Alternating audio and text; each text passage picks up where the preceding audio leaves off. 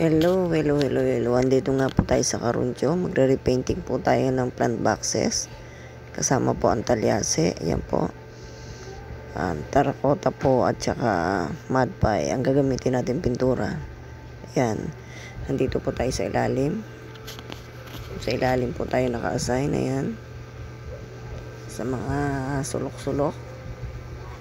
Kailangan nating silipin.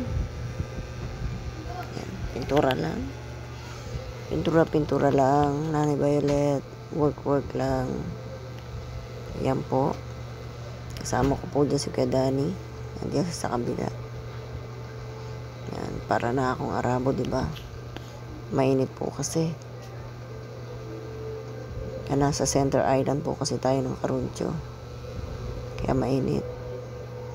Sige, pintura lang. Work lang. Nanay Violet. Yan, trabaho lang, trabaho. Pintura dito, pintura doon. Ayun po. Yan. Sige lang, work lang tayo. Diba? Oops, doon matay sa kabila, sa ilalim. Sige, lusot. Tuwad, gapang. Yan. Yan po ang trabaho natin sa may Caroncio. Sa Center Island po ng Caroncio. Yan po yan sa may harap ng City Hall. Ayan po. Yung Center Island po dyan. Papunta simbahan. Yan. Dapa. Kailangan nating suksukan yung ilalim.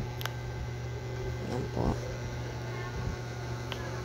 Yan po ang inyong lingkod. Hindi po ako dyan nanguhuli ng palaka. Nagpipintura po ako. Diba? Pintura lang po. Masyadong makita yung sa ilalim kasi yan, kailangan suot-suotin natin yan at marireject tayo. Sige, trabaho lang, pintura lang, Nanay Violet. Ganyan talaga ang buhay. Work. Paint. Ayan po. Paint na po. Yan, silip-silip. Yan sa ilalim. At baka marichikan. Meron po tayo diyang QC. Ayan. Yung pinapatungan ng talyase at saka yung plant box. Ayan, pinipinturahan po natin. Po. Okay. Yan po. Malapit na po tayo matapos. Ayan. Maganda na siya, diba? Ayan po ang finished product niyan. Ayan. Napakaganda.